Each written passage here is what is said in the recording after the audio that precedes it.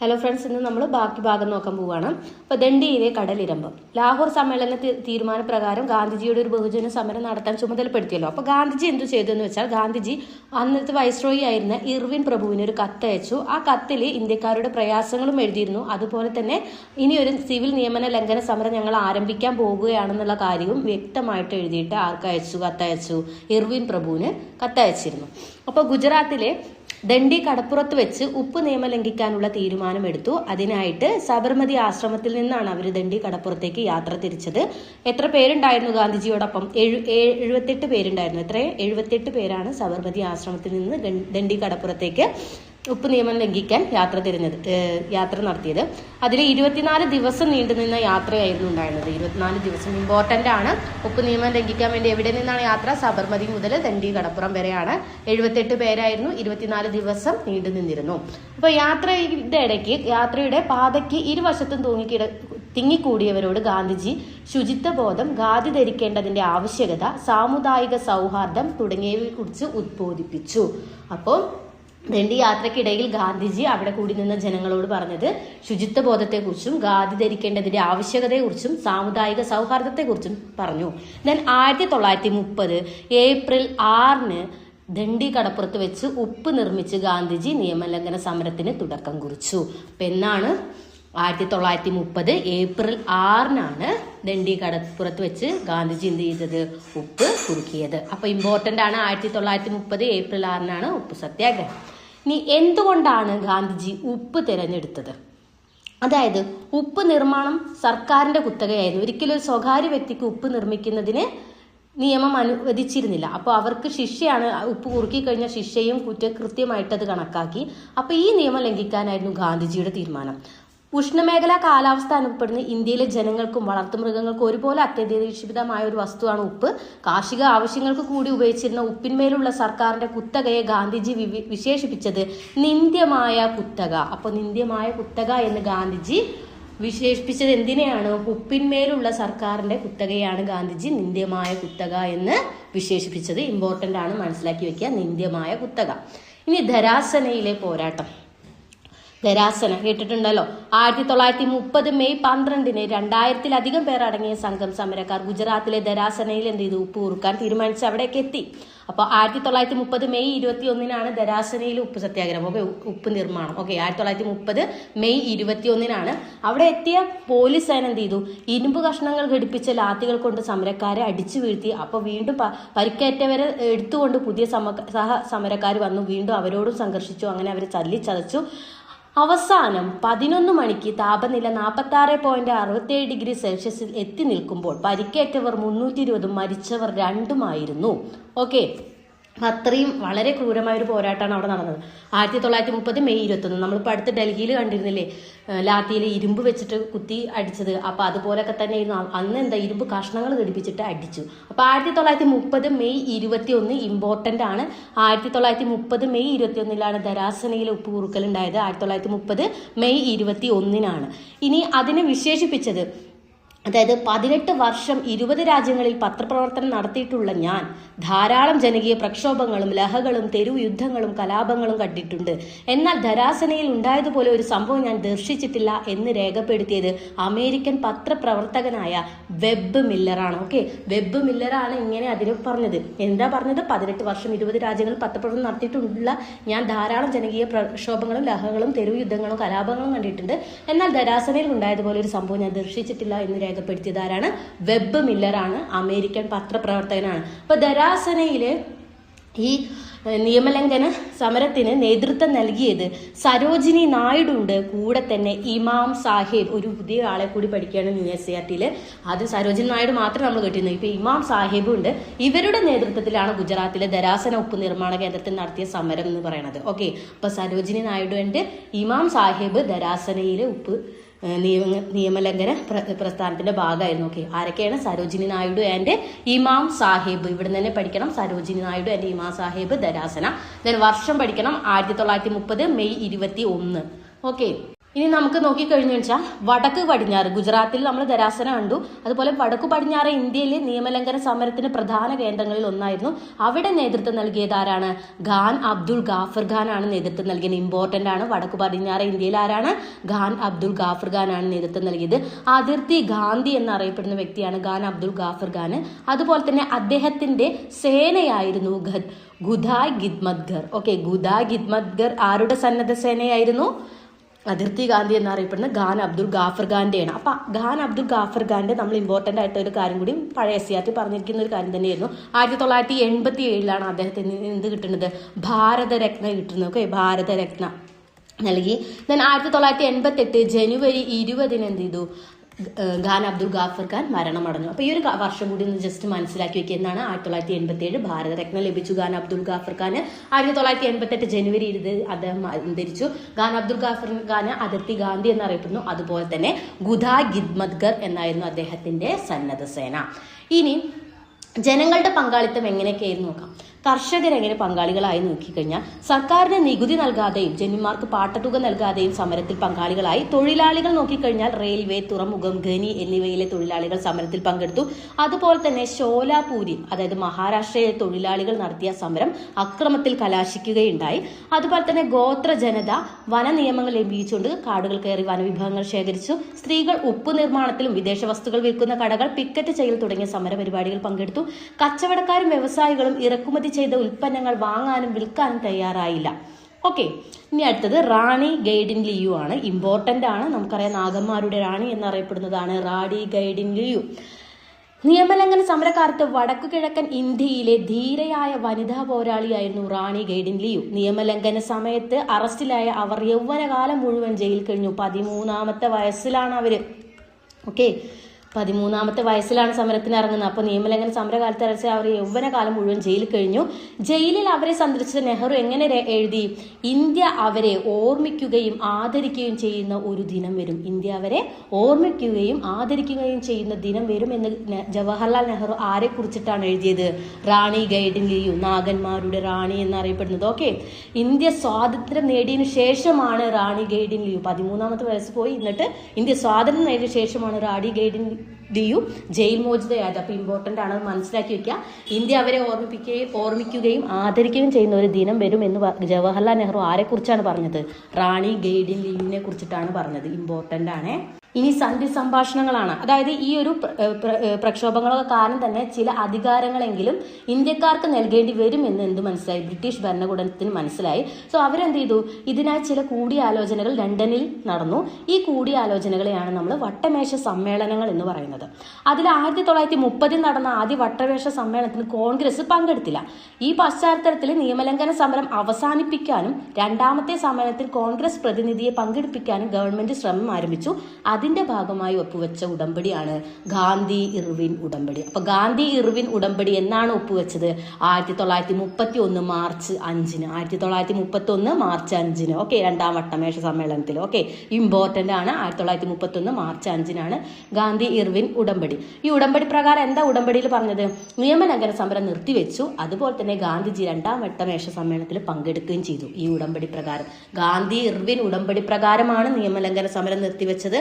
ആ ഗാന്ധി ഇർവിൻ ഉടമ്പടി പ്രകാരമാണ് ഗാന്ധിജി രണ്ടാമത്തെ വട്ടമേശ സമ്മേളനത്തിൽ പങ്കെടുത്തത്. എന്നാൽ രണ്ടാം വട്ടമേശ സമ്മേളനം എന്താണ്? നിഷ്ഫലമായിട്ടാണ് അവസാനിപ്പിച്ചത്. ദെൻ മൂന്നാമത്തെ വട്ടമേശ സമ്മേളനം കോൺഗ്രസ് എന്ത് ചെയ്തു? ബഹിഷ്കരിച്ചു. 1 ബഹിഷ്കരിച്ചു, 3 ബഹിഷ്കരിച്ചു. 2 ഗാന്ധി ഇർവിൻ ഉടമ്പടി പ്രകാരം ഒന്ന് ചെന്ന് കണ്ടു എന്ന് മാത്രം. അതിലെ കാര്യങ്ങളും നിഷ്ഫലമായി. ഇനി സായുധ വഴിയിലെ പോരാട്ടം, അതായത് സ്വാതന്ത്ര്യം എന്ന ലക്ഷ്യത്തിലേക്കാൻ കോൺഗ്രസിന്റെയും മഹാത്മാവിന്റെ നേതൃത്വത്തിൽ സമരരീതികൾ വ്യത്യസ്തമായ മറ്റു പല മാർഗങ്ങളും. അതായത് യൂത്തിന് ഇതൊന്നും കണ്ടു നിൽക്കാൻ കഴിഞ്ഞില്ല. യുവാക്കളായിരുന്നു ഇവരിൽ ഭൂരിഭാഗവും. അവരെന്ത് ചെയ്തു? വിപ്ലവത്തിന്റെ വഴി സ്വീകരിക്കുകയാണ് ചെയ്തത്. അപ്പോൾ റഷ്യൻ വിപ്ലവത്തിന്റെ വിജയവും നിസ്സഹകരണ സമരം പാതി വഴിയിൽ അവസാനിപ്പിച്ചതിനുമാണ് വിപ്ലവത്തിന്റെ പാതയിലേക്ക് യുവജനതയെ നയിച്ചത്. ഇതിനെ തുടർന്ന് 1924 ഹിന്ദുസ്ഥാൻ റിപ്പബ്ലിക് അസോസിയേഷൻ എന്ന വിപ്ലവ സംഘടന രൂപം കൊണ്ടു. ഏതാണ് 1924 രൂപം കൊണ്ടത്? ഹിന്ദുസ്ഥാൻ റിപ്പബ്ലിക് അസോസിയേഷൻ രൂപം കൊണ്ടു. വിപ്ലവ പ്രവർത്തനങ്ങൾക്ക് പണം കണ്ടെത്താൻ വേണ്ടിയിട്ട് ഉത്തർപ്രദേശിലെ കക്കോരിയിൽ വെച്ച് റെയിൽവേ പണം കൈക്കലാക്കാൻ വിപ്ലവകാരികൾ ശ്രമിക്കുകയും ഏതാനും പേർ പിടിയിലാവുകയും ചെയ്തു. 1924 ഹിന്ദുസ്ഥാൻ റിപ്പബ്ലിക് അസോസിയേഷൻ നിലവിൽ വന്നത് ഇമ്പോർട്ടന്റ് ആണ്. അതൊരു വിപ്ലവ സംഘടനയാണെന്നുള്ള കാര്യവും ഓർത്ത് വെക്കുക. അവിടെയാണ് യു പിയിൽ കക്കോരി വെച്ച് റെയിൽവേ പണം കൈക്കലാക്കുകയും വിപ്ലവകാരികളെ അറസ്റ്റ് ആവുകയൊക്കെ ചെയ്തു. അപ്പം ഇനി അത് നമുക്ക് നോക്കാം. കാക്കോരി സംഭവം. ഓക്കെ, കാക്കോരി സംഭവം എന്താണെന്ന് നോക്കാം.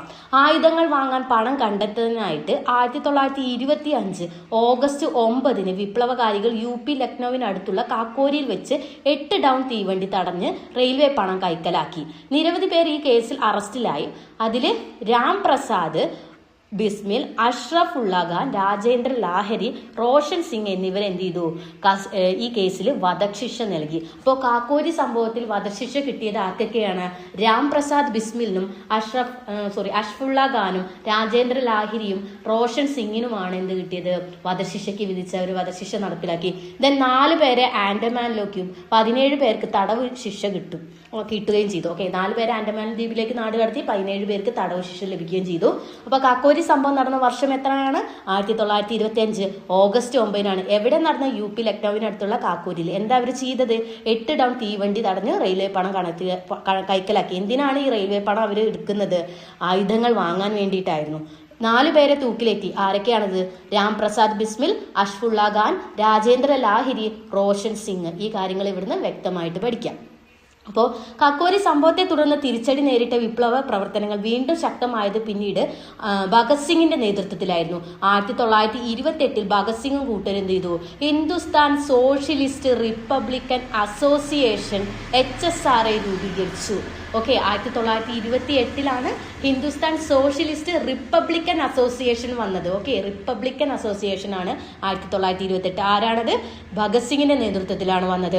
അപ്പോൾ ഭഗത് സിംഗിന്റെ നേതൃത്വത്തിൽ വിപ്ലവകാരി നടത്തിയ 2 പ്രധാന പ്രവർത്തികൾ. ഒന്ന്, ലാലാ ലജ്പത് റായിയുടെ മരണത്തിലേക്ക് നയിച്ച ലാത്തി ചാർജിൽ പങ്കാളിയായ സാൻഡേഴ്സൺ എന്ന പോലീസ് ഉദ്യോഗസ്ഥനെ എന്ത് ചെയ്തു? വെടിവെച്ച് കൊന്നു.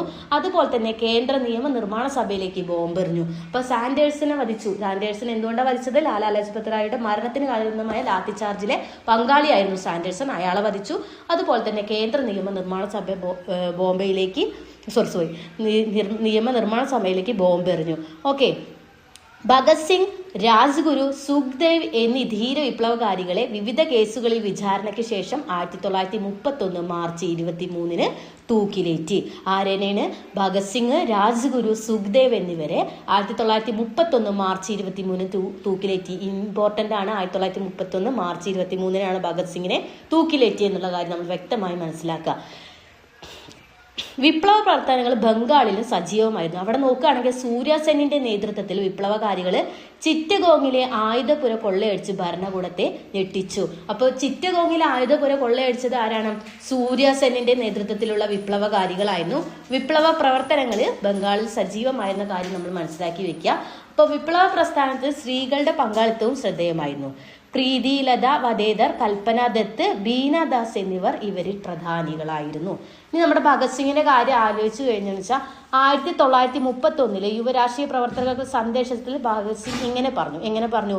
ഫലത്തിൽ ഞാനൊരു ഭീകരവാദിയായാണ് പ്രവർത്തിച്ചത്. എന്നാൽ ഞാനൊരു ഭീകരവാദിയല്ല. എനിക്ക് സമാഹരിക്കാവുന്ന മുഴുവൻ ശക്തിയും എടുത്ത് ഞാൻ പ്രഖ്യാപിക്കുന്നു, ഞാനൊരു ഭീകര പ്രവർത്തകനല്ല. ഒരു പക്ഷേ എൻ്റെ രാഷ്ട്രീയ പ്രവർത്തനത്തിന്റെ തുടക്കത്തിൽ കുറച്ചുനാൾ ഒഴിച്ച് ഞാൻ അങ്ങനെ ആയിരുന്നിട്ടില്ല. അത്തരം രീതികളിലൂടെ നമുക്ക് ഒരു നേട്ടവും കൈവരിക്കാനാവില്ല എന്ന് എനിക്ക് ഉറപ്പുണ്ട്. ഓക്കെ, അതായത് ഭഗത് സിംഗ് മതവർഗീയത ദേശീയ പ്രസ്ഥാനത്തിന് രാഷ്ട്രത്തിന് നേരെ ഉയർത്തുന്ന അപകടത്തെക്കുറിച്ച് ഭഗത് സിംഗ് ബോധവാനായിരുന്നു. കോളനി വൽക്കരണം പോലെ തന്നെ അപകടകരമാണ് മതവർഗീയത എന്ന് അദ്ദേഹം ഓർമ്മിപ്പിച്ചു. ഓക്കെ, ഇനി കോൺഗ്രസ് സോഷ്യലിസ്റ്റ് പാർട്ടിയാണ്. 1917 റഷ്യൻ വിപ്ലവവും വിജയവും സോഷ്യലിസ്റ്റ് ആശയങ്ങൾക്ക് പ്രചരിപ്പിക്കുകയുണ്ടായി. അങ്ങനെ കോൺഗ്രസിനുള്ളിൽ തന്നെയുള്ള സോഷ്യലിസ്റ്റ് ആശയങ്ങളുടെ ആഭിമുഖ്യമുള്ളവർ ചേർന്ന് CSP അതായത് കോൺഗ്രസ് സോഷ്യലിസ്റ്റ് പാർട്ടി രൂപീകരിച്ചു. CSPയുടെ സെക്രട്ടറി ആയിരുന്നു, ആദ്യത്തെ സെക്രട്ടറിയാണ് ജയപ്രകാശ് നാരായൺ. ഇത് ഇവിടെ തന്നെ പഠിച്ചു പോവുക. CSP അതായത് കോൺഗ്രസ് സോഷ്യലിസ്റ്റ് പാർട്ടിയുടെ ആദ്യത്തെ സെക്രട്ടറി ആരാണ്? ജയപ്രകാശ് നാരായണൻ. എന്താണ് പാർട്ടിയുടെ ലക്ഷ്യം? കോൺഗ്രസ് സോഷ്യലിസ്റ്റ് പാർട്ടിയുടെ ലക്ഷ്യം എന്താണെന്ന് ചോദിച്ചു കഴിഞ്ഞാൽ അത് മുതലാളിത്തത്തെയും ജന്മിത്തത്തെയും എതിർത്ത് ഒരു സോഷ്യലിസ്റ്റ് സമൂഹം സ്ഥാപിക്കലായിരുന്നു പാർട്ടിയുടെ ലക്ഷ്യം. അപ്പൊ കർഷകരെയും തൊഴിലാളികളെ സംഘടിപ്പിച്ചുകൊണ്ട് അവരുടെ പ്രശ്നങ്ങൾ ചർച്ചയാക്കാൻ കോൺഗ്രസ് സോഷ്യലിസ്റ്റ് പാർട്ടിക്ക് കഴിഞ്ഞു. ഓക്കെ, അപ്പൊ കോൺഗ്രസ് സോഷ്യലിസ്റ്റ് പാർട്ടി ആദ്യത്തെ സെക്രട്ടറി ആരായിരുന്നു? ജയപ്രകാശ് നാരായണനായിരുന്നു. മുതലാളിത്തത്തിന് ജന്മത്തിനെ എതിർത്ത് സോഷ്യലിസ്റ്റ് സമൂഹം സ്ഥാപിക്കലായിരുന്നു പാർട്ടിയുടെ ലക്ഷ്യം എന്നുള്ളത് മനസ്സിലാക്കുക. എന്നാൽ പാർട്ടിയുടെ അധ്യക്ഷയായി വർത്തിച്ച വ്യക്തിയായിരുന്നു ആര്? കമലാദേവി ചതോപാധ്യായ. ഇമ്പോർട്ടന്റ് ആണ് കമലാദേവി ചതോപാധ്യായ. അതായത് കോൺഗ്രസ് സോഷ്യലിസ്റ്റ് പാർട്ടി CSPയുടെ രൂപീകരണം മുതൽ അതിന്റെ പ്രവർത്തനങ്ങളിൽ കമലാദേവി ചതോപാധ്യായ സജീവമായിരുന്നു. CSPയുടെ അധ്യക്ഷയായി പ്രവർത്തിച്ച അവരെന്തു നിയമലംഘന സമരകാലത്തും ക്വിറ്റ് ഇന്ത്യ സമരകാലത്തും അറസ്റ്റിലായി. ഓക്കെ, ഏതൊക്കെ കാലത്താണ്? നിയമലംഘന സമരകാലത്തും ക്വിറ്റ് ഇന്ത്യ സമരകാലത്തും അറസ്റ്റിലായ വ്യക്തിയാണ് കമലാദേവി ചതോപാധ്യായ. ദെൻ 1944 മുംബൈയിൽ നടന്ന വനിതാ സമ്മേളനത്തിന് അവരിങ്ങനെ പറയുകയുണ്ടായി. എന്താ പറഞ്ഞ? സ്ത്രീകളെ പുരുഷന്മാർക്കെതിരെ പോരാടിപ്പിക്കുകയോ സ്ത്രീകൾ പുരുഷന്മാരെ അനുകരിക്കുകയോ അല്ല വനിതാ പ്രസ്ഥാനത്തിന്റെ ലക്ഷ്യം. സ്വന്തം കഴിവുകളെക്കുറിച്ചും ചുമതലകളെക്കുറിച്ചും വനിതകളിൽ അവബോധം സൃഷ്ടിക്കുക, മറ്റ് ലിംഗവിഭാഗങ്ങളിൽ പെട്ടവരോട് ആദരവ് ഉണ്ടാക്കിയെടുക്കുക എന്നിവയാണ് ഇതിന്റെ ലക്ഷ്യങ്ങൾ എന്ന് അഭിപ്രായപ്പെട്ട വ്യക്തിയാണ് ആര്? കമലാദേവി ചതോപാധ്യായ. ഇപ്പൊ CSPയുടെ ആദ്യത്തെ സെക്രട്ടറി ആരായിരുന്നു? ജയപ്രകാശ് നാരായൺ.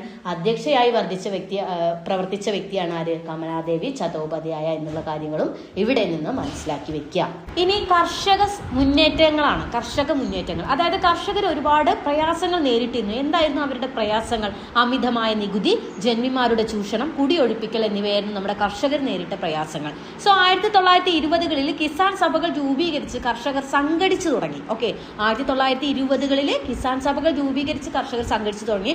അവധ് കിസാൻ സഭ മറന്നിട്ടില്ല എന്ന് വിചാരിക്കുന്നു. ജവഹർലാൽ നെഹ്റുവിന്റെ നേതൃത്വത്തിൽ ആരംഭിച്ചതാണ് ഇത് അവധ് കിസാൻ സഭ. ഓർക്കുന്നുണ്ടല്ലോ. അപ്പൊ 1920കളിലാണ് കിസാൻ സഭകൾ രൂപീകരിച്ചത്. അക്കാലത്ത് ഉത്തർപ്രദേശിലെ അവധ് മേഖലയിൽ നടന്ന കർഷക മുന്നേറ്റം അറിയപ്പെടുന്നത് ഐക്യ പ്രസ്ഥാനം എന്നാണ്. അപ്പൊ ഉത്തർപ്രദേശിലെ അവധ് മേഖലയിൽ നടന്ന കർഷക മുന്നേറ്റം അറിയപ്പെട്ടിരുന്നത് എന്ത് പേരിലാണ്? ഐക്യ പ്രസ്ഥാനം, മറന്നു പോകരുത്. ദെൻ 1936 അഖിലേന്ത്യാ കിസാൻ സഭ രൂപീകരിച്ച് കർഷക പ്രസ്ഥാനങ്ങളുടെ ചരിത്രത്തിലെ നാഴികക്കല്ലായിരുന്നു. അപ്പോൾ എന്നാണ് അഖിലേന്ത്യാ കിസാൻ സഭ രൂപീകരിച്ചത്? 1936. വർഷം ഓർത്തു പോവുക, മറന്നു പോവരുത്. ഓക്കെ, 1936 അഖിലേന്ത്യാ കിസാൻ സഭ രൂപീകരിച്ച്. ദെൻ 1940കളിൽ നടന്ന കർഷക സമരങ്ങൾ സ്വാതന്ത്ര്യം എന്ന ലക്ഷ്യത്തിലേക്ക് എത്തിക്കാൻ സഹായിച്ച പ്രധാന ഘടകങ്ങളായിരുന്നു. പിൻകാലത്ത് എന്തുണ്ടായി? ബംഗാളിൽ തേഭാഗ സമരം, ആന്ധ്രയിലെ തെലുങ്കാന സമരം എന്നിവയൊക്കെ എന്താണ്? കർഷക സമരങ്ങളാണ്. ബംഗാളിലെ തേഭാഗ സമരം ചോദിച്ചിട്ടുണ്ട്, ഇമ്പോർട്ടന്റ് ആണ്. ബംഗാളിലെ തേഭാഗ സമരം, ആന്ധ്രയിലെ തെലുങ്കാന സമരം ഒക്കെ എന്താണ്? കർഷക സമരങ്ങളാണ്. ഇനി തേഭാഗ ചായ് എന്താന്ന് നോക്കാം. അഖിലേന്ത്യാ കിസാൻ സഭയുടെ നേതൃത്വത്തിൽ 1946-47 കാലത്താണ് തേഭാഗ സമരം നടക്കുന്നത്. അപ്പോൾ 1936 നിലവിൽ വന്ന അഖിലേന്ത്യാ കിസാൻ സഭയുടെ നേതൃത്വത്തിൽ നടന്ന ഏറ്റവും വലിയൊരു നല്ലൊരു സമരമാണ് ഇതെന്ന് പറയുന്നത് തേഭാഗ സമരം എന്ന് പറയുന്നത്. തേഭാഗ സമരം നടന്ന വർഷം 1946 മുതൽ 47. ഭൂപ്രഭുക്കളായിട്ടുള്ള ജോത്തേദാർമാർക്കെതിരെയായിരുന്നു കർഷകരുടെ സമരം. ആർക്കെതിരെയായിരുന്നു? ഭൂപ്രഭുക്കളായിട്ടുള്ള ജോത്തേദാർമാർ. അവരെന്താ ചെയ്തിരുന്നത്? വിളവ് 2ആയിട്ട് ഭാഗിച്ച് ഒരു ഭാഗം മാത്രം കർഷകന് നൽകുമായിരുന്നു. അപ്പൊ ആ വിളവിനെ 3ആയി ഭാഗിക്കണമെന്നും 2 ഭാഗം തങ്ങൾക്ക് നൽകണമെന്നും ആവശ്യപ്പെട്ടുകൊണ്ടാണ് കർഷകർ തേഭാഗ സമരം തുടങ്ങുന്നത്. അപ്പൊ തേഭാഗ സമരത്തിന്റെ മുദ്രാവാക്യമാണ് തേഭാഗ ചായ് എന്ന് പറയുന്നത്. തേഭാഗ ചായ് എന്ന് പറഞ്ഞു കഴിഞ്ഞാൽ 3ൽ 2 ഭാഗം ഞങ്ങൾക്ക് വേണം എന്നാണ് തേഭാഗ ചായ് എന്ന ബംഗാളി വേർഡിന്റെ മീനിങ്. എന്താണ്? 3ൽ 2 ഭാഗം ഞങ്ങൾക്ക് വേണം. തേഭാഗ ചായ്. ഈ മുദ്രാവാക്യം ഏതുമായി ബന്ധപ്പെട്ടിരിക്കുന്നു? തേഭാഗ സമരവുമായി ബന്ധപ്പെട്ടിരിക്കുന്നു. വളരെ ഇമ്പോർട്ടന്റ് ആണ്. അഖിലേന്ത്യാ കിസാൻ സഭയുടെ നേതൃത്വത്തിൽ നടന്ന സമരമാണ് ഇത് തേഭാഗ സമരം. അഖിലേന്ത്യാ കിസാൻ സഭ രൂപീകരിച്ചത് 1936. തേഭാഗ സമരം നടന്നത് 1946-47. ഭൂപ്രഭുക്കളായ ചോത്തേതന്മാർക്കെതിരെയായിരുന്നു കർഷകരുടെ സമയം. വിളവ് 2ആയി ഭാഗിച്ച ഒരു വിളവ് മാത്രം കർഷകർക്ക് കൊടുക്കുക. അപ്പൊ ഞങ്ങൾക്ക് 3ആയി ഭാഗിക്കണം, 2 ഭാഗം ഞങ്ങൾക്ക് വേണമെന്ന് കർഷകർ പറഞ്ഞു. തേഭാഗ ചായ് എന്ന് പറഞ്ഞാൽ 3 2 ഭാഗം ഞങ്ങൾക്ക് വേണം. ഇമ്പോർട്ടന്റ് പഠിച്ചു പോവാ.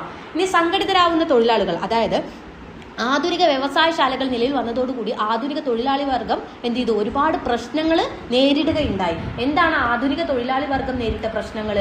കുറഞ്ഞ കൂലി, കൂടുതൽ ജോലി സമയം, സ്ത്രീ ബാല തൊഴിലാളികൾ നേരിട്ട ചൂഷണം തുടങ്ങിയ. കുറഞ്ഞ കൂലി, കൂടുതൽ ജോലി സമയം, സ്ത്രീ ബാല തൊഴിലാളികൾ നേരിട്ട ചൂഷണം.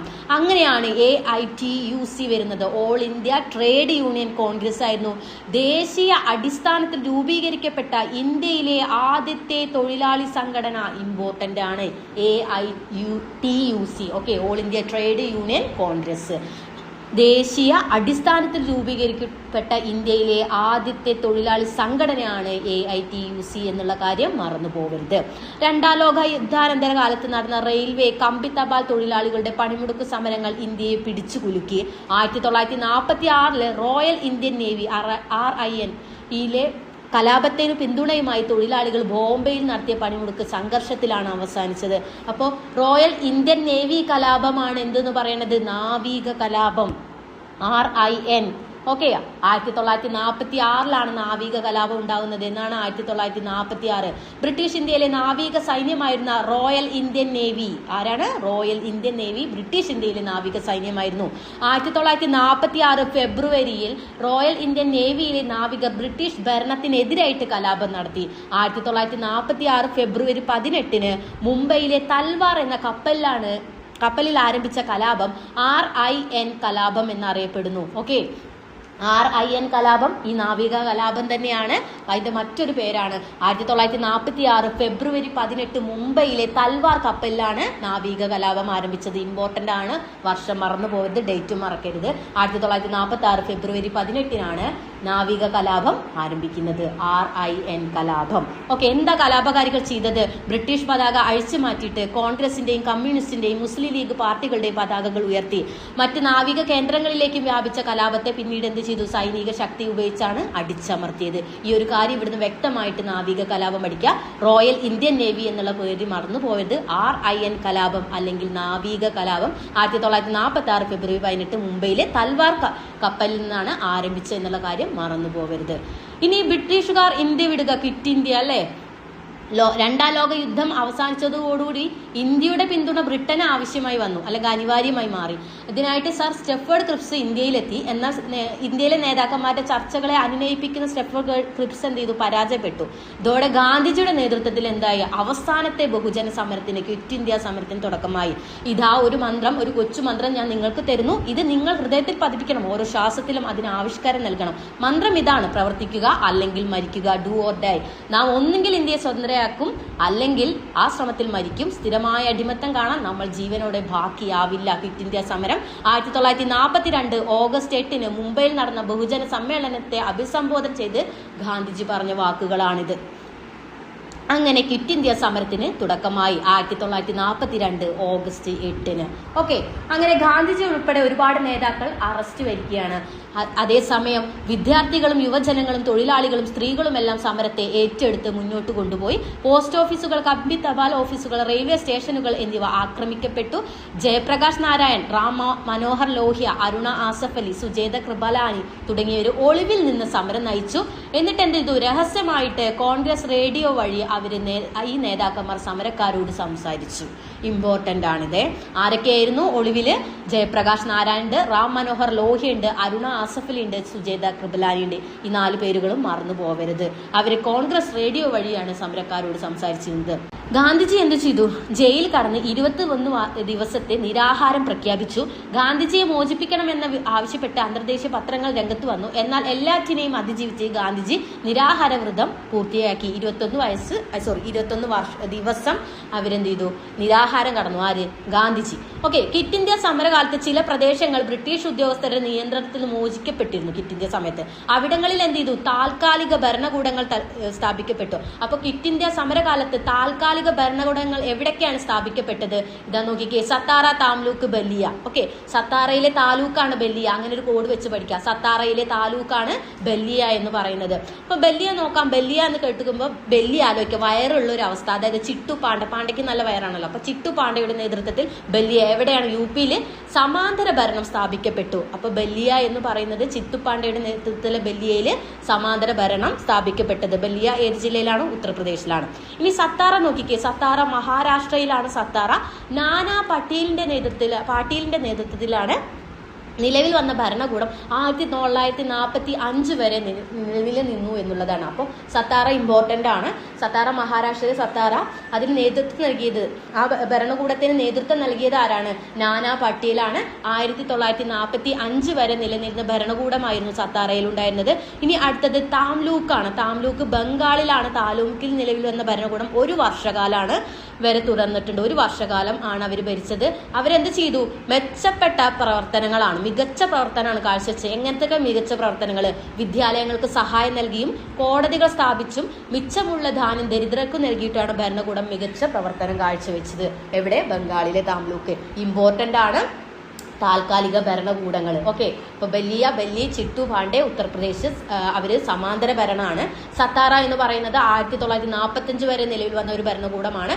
മഹാരാഷ്ട്രയിലാണ് നാനാ പട്ടേലിന്റെ നേതൃത്വത്തിൽ. താംലൂക്ക് ബംഗാളിലാണ്. അവരാണ് മികച്ച പ്രവർത്തനം കാഴ്ചവെച്ച് 1 വർഷക്കാലം അവരുടെ ഭരണകൂടം നിലനിന്നു. വിദ്യാലയങ്ങൾക്ക് സഹായം നൽകുക, കോടതി സ്ഥാപിക്കുക, മിച്ചമുള്ള ദാനം ദരിദ്രർക്ക് നൽകിയിട്ടാണ് മികച്ച കാഴ്ച കാണിച്ചത്. ഓക്കെ, ഇനി അടുത്തത് 1944 ജൂലൈ 6 ആസാദ് ഹിന്ദ് റേഡിയോ വഴി സുഭാഷ് ചന്ദ്രബോസ് ഗാന്ധിജിയെ അഭിസംബോധന ചെയ്ത് ഇങ്ങനെ പറഞ്ഞു: ഇന്ത്യയുടെ സ്വാതന്ത്ര്യത്തിനായുള്ള അവസാന യുദ്ധം ആരംഭിച്ചിരിക്കുന്നു. രാഷ്ട്രപിതാവേ, ഇന്ത്യയുടെ മോചനത്തിനായുള്ള ഈ വിശുദ്ധ യുദ്ധത്തിൽ ഞങ്ങൾ അങ്ങയുടെ അനുഗ്രഹങ്ങൾ തേടുകയാണെന്ന് 1944 ജൂലൈ 6 ആസാദ് ഹിന്ദ് റേഡിയോ വഴി സുഭാഷ് ചന്ദ്രബോസ് പറഞ്ഞു. അതായത് സുഭാഷ് ചന്ദ്രബോസ് ഇന്ത്യയുടെ സ്വാതന്ത്ര്യത്തെ തികച്ചും വേറിട്ട വഴി സ്വീകരിച്ച നേതാവാണ് സുഭാഷ് ചന്ദ്രബോസ്. 2 തവണ അദ്ദേഹം INC പ്രസിഡന്റായി. എങ്കിലും ഗാന്ധിജിയോടുള്ള അഭിപ്രായ വ്യത്യാസത്തെ തുടർന്ന് അദ്ദേഹം ഫോർവേഡ് ബ്ലോക്ക് എന്ന പാർട്ടി രൂപീകരിക്കുകയുണ്ടായി. 2ാം ലോക യുദ്ധകാലത്ത് സിംഗപ്പൂരിലെത്തിയ സുഭാഷ് ചന്ദ്രബോസ് INA ഏറ്റെടുത്തു. ഇന്ത്യൻ നാഷണൽ ആർമി നേതൃത്വം ഏറ്റെടുത്തു. ദെൻ INAയും ജപ്പാൻ പട്ടാളത്തോടൊപ്പം ഇന്ത്യയിലേക്ക് മാർച്ച് ചെയ്തു. എന്നാൽ എന്ത് ചെയ്തു? ബ്രിട്ടീഷ് പട്ടാളം അവരെ കനത്ത ചെറുത്തുനിൽപ്പിലൂടെ കീഴടക്കി. അപ്പൊ ലക്ഷ്യം നേടുന്നതിൽ വേണ്ടത്ര വിജയിച്ചില്ലെങ്കിലും സ്വാതന്ത്ര്യ സമരത്തിന്റെ അവസാന ഘട്ടത്തിൽ ജനങ്ങളുടെ ആവശ്യം സൃഷ്ടിക്കാൻ INAക്ക് കഴിഞ്ഞു. ഓക്കെ, ഇമ്പോർട്ടന്റ് ആണ് INA. നമുക്ക് ജസ്റ്റ് ഈ INA നോക്കാം. Indian National Army, British Indian പട്ടാളത്തിലെ ഓഫീസറായിരുന്ന മോഹൻ സിംഗ് ആണ് INAയുടെ രൂപീകരണത്തിന് മുൻകൈ എടുത്തത്. അപ്പോൾ INAയുടെ രൂപീകരണത്തിന് മുൻകൈ എടുത്ത വ്യക്തി ആരാണ്? ബ്രിട്ടീഷ് ഇന്ത്യൻ പട്ടാളത്തിലെ ഓഫീസർ ആയിരുന്നിട്ടുള്ള മോഹൻ സിംഗ് ആണ്. ഇവിടുന്ന് ഇത് പഠിച്ചു പോവാൻ USCRTയുടെ നല്ലൊരു പോയിന്റ് ആണ്. അതായത് ഇന്ത്യൻ നാഷണൽ ആർമിയുടെ രൂപീകരണത്തിന് മുൻകൈ എടുത്ത വ്യക്തി ആരാണ്? മോഹൻ സിംഗ് ആണെന്നുള്ളത് മനസ്സിലാക്കുക. ദെൻ പിന്നീടാണ് സുഭാഷ് ചന്ദ്രബോസ് INAയുടെ നിയന്ത്രണം ഏറ്റെടുത്തത്. അപ്പൊ INAയിൽ സ്ത്രീകളുടെ പങ്കാളിത്തം വളരെ വലുതായിരുന്നു. റാണി ധാൻസി റെജിമെന്റ് എന്ന പേരിൽ വനിതാ വിഭാഗം INAക്ക് ഉണ്ടായിരുന്നു. അതിന്റെ ക്യാപ്റ്റൻ ആയത് ഒരു മലയാളി ആയിട്ടുള്ള ലക്ഷ്മി സൈഗാൾ ആയിരുന്നു എന്നുള്ള കാര്യം മനസ്സിലാക്കുക. അതുപോലെ തന്നെ INAയിൽ മറ്റൊരു മലയാളി ഉണ്ടായിരുന്നു, വക്കം അബ്ദുൽ ഖാദർ. അദ്ദേഹത്തെ ബ്രിട്ടീഷുകാർ പിടികൂടി തൂക്കിലേറ്റി. അപ്പൊ INAയുടെ രൂപീകരണത്തിന് ആദ്യമായി മുൻകൈ എടുത്ത വ്യക്തി ആരാണ്? മോഹൻ സിംഗ് ആണ്. പിന്നീടാണ് അത് സുഭാഷ് ചന്ദ്രബോസ് INA ഏറ്റെടുക്കുന്നത്.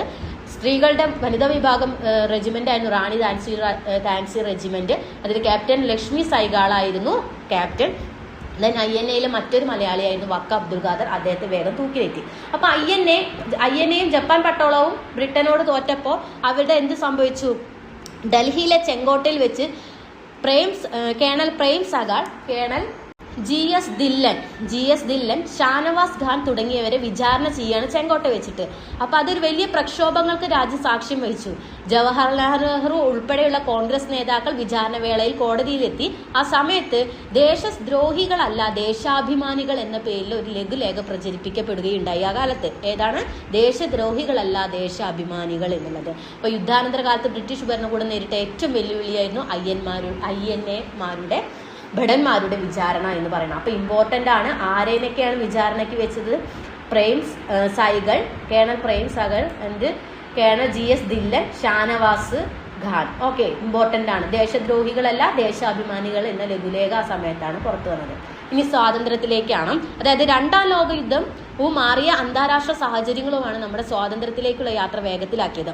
അപ്പൊ അന്നത്തെ വൈസ്രോയി ആയിരുന്ന വേവൽ പ്രഭു വൈസ്രോയി ആയിരുന്ന വേവൽ പ്രഭു ഇന്ത്യയിലെ നേതാക്കളുമായി ചർച്ച നടത്തി. അതായത് ഈ ചർച്ചകൾ നടത്തി ചില നിർദ്ദേശങ്ങൾ മുന്നോട്ട് വെച്ചു. ആ നിർദ്ദേശങ്ങൾ ചർച്ച ചെയ്യാൻ 1945 ജൂൺ മാസത്തില് സിംലയിൽ ഒരു യോഗം വിളിച്ചു. എങ്കിലും അത് അത്ര ഫലം കണ്ടില്ല. അതിനുശേഷം വന്നതാണ് ക്യാബിനറ്റ് മിഷൻ 1946 മാർച്ച്. അധികാര കൈമാറ്റം ചർച്ച ചെയ്യാൻ വേണ്ടി ഇന്ത്യയിലെത്തിയ ബ്രിട്ടീഷ് മന്ത്രിസഭയിലെ 3 അംഗങ്ങളാണ് ഈ കമ്മീഷൻ. ആരൊക്കെയാണ് ആ 3 അംഗങ്ങൾ? സ്റ്റഫേർഡ് ക്രിപ്സും പെത്വിക് ലോറൻസും AV അലക്സാണ്ടറുമായിരുന്നു ക്യാബിനറ്റ് മിഷനിലെ അംഗങ്ങൾ എന്ന് പറയുന്നത്. 3 അംഗങ്ങളാണുള്ളത്. Stafford Cripps, Pethick Lawrence, AV Alexander എന്നിവര്. അവരെന്താണ്? അധികാര കൈമാറ്റം നടക്കുന്നത് വരെ ഒരു ഇടക്കാല ഗവൺമെന്റ് രൂപീകരിക്കുക, ഇന്ത്യക്കായി ഭരണഘടന തയ്യാറാക്കാൻ ഒരു ഭരണഘടനാ സമിതി നിർമ്മാണ സമിതി രൂപീകരിക്കുകയായിരുന്നു പ്രധാന നിർദ്ദേശങ്ങൾ വെച്ചത്. ഓക്കെ, അപ്പൊ അധികാര കൈമാറ്റം നടക്കുന്നത് വരെ ഇടക്കാല ഗവൺമെന്റ് രൂപീകരിക്കാനും ഇന്ത്യക്ക് ഈ ഭരണഘടന തയ്യാറാക്കാൻ ഒരു ഭരണഘടനാ നിർമ്മാണ സമിതി രൂപീകരിക്കുക എന്നതായിരുന്നു ക്യാബിനറ്റ് മിഷന്റെ നിർദ്ദേശങ്ങൾ എന്ന് പറയുന്നത്. ഇമ്പോർട്ടന്റ് ആണ്. ദെൻ മൗണ്ട് ബാറ്റൺ പദ്ധതി വരികയാണ് 1947 ജൂൺ 3. എന്താണ്, അവസാനത്തെ വൈസ്രോയി ആയിരുന്നു മൗണ്ട് ബാറ്റൺ മുന്നോട്ട് വെച്ച പദ്ധതി. ഇവിടുന്ന് തന്നെ മനസ്സിലാക്കി പഠിക്കുക. ഇന്ത്യയിലെ അവസാനത്തെ വൈസ്രോയി ആയിരുന്നു ആര്? Mountbatten. അദ്ദേഹം കൊണ്ടുവന്ന പദ്ധതിയാണ് മൗണ്ട് ബാറ്റൺ പദ്ധതി. ഇവിടെ രാജ്യത്തെ ഇന്ത്യ പാകിസ്ഥാൻ എന്നിങ്ങനെ രണ്ടായി വിഭജിച്ച് സ്വാതന്ത്ര്യം കൈമാറാൻ നിർദ്ദേശിച്ച വ്യക്തി മൗണ്ട് ബാറ്റൺ ആണ്. മൗണ്ട് ബാറ്റൺ പദ്ധതിയിലൂടെയാണ് ഇന്ത്യ പാകിസ്ഥാനായി വിഭജിക്കണം എന്ന് പറഞ്ഞത്. ഇനി ഇന്ത്യയുടെ സ്വാതന്ത്ര്യം നടന്നത് 1947 ഓഗസ്റ്റ് 15 ഇന്ത്യ ബ്രിട്ടീഷ് പാർലമെന്റ് പാസാക്കിയ ഇന്ത്യൻ സ്വാതന്ത്ര്യ നിയമപ്രകാരം നമ്മൾ സ്വതന്ത്രമായത്. അങ്ങനെ ജവഹർലാൽ നെഹ്റു സ്വതന്ത്ര ഇന്ത്യയുടെ ആദ്യത്തെ പ്രധാനമന്ത്രിയായി. അതുപോലെ തന്നെ വിദേശകാര്യവും അദ്ദേഹത്തിന്റെ കീഴിലായിരുന്നു എന്ന് മനസ്സിലാക്കി വെക്കുക. വിദേശകാര്യം കൂടി അദ്ദേഹം നോക്കിയിട്ടുണ്ട്. ഓക്കെ, അപ്പൊ നെഹ്റു ആണ് നമ്മുടെ ആദ്യത്തെ പ്രധാനമന്ത്രി. ഇനി ബ്രിട്ടീഷ് ഭരണത്തിന്റെ അവസാനം എന്ന് പറയുന്നത് 1947 ജൂലൈ 18 നടന്നതാണിത്. അപ്പൊ അതിൽ നിന്ന് നമ്മൾ മനസ്സിലാക്കേണ്ട കാര്യം, ഇന്ത്യക്ക് സ്വാതന്ത്ര്യം ലഭിക്കുമ്പോൾ ഉണ്ടായിരുന്ന രാജാവായിരുന്നു ജോർജ് ആറാമൻ. അതുപോലെ തന്നെ അന്നത്തെ പ്രധാനമന്ത്രിയാണ് ക്ലെമന്റ് അറ്റ്ലി എന്നുള്ള കാര്യവും ഒരു 30 അംഗ സംഘവും അവിടെ എത്തിയിരുന്നു. എന്നിട്ടാണ് നമുക്ക് സ്വാതന്ത്ര്യം കിട്ടുന്നത്. ഓക്കെ, ബില്ലൊക്കെ പാസ്സാവുന്നത്. അപ്പൊ ആ ഒരു കാര്യം, അതായത് രാജാവ് ആരായിരുന്നു ഇന്ത്യക്ക് സ്വാതന്ത്ര്യം ലഭിക്കുമ്പോൾ?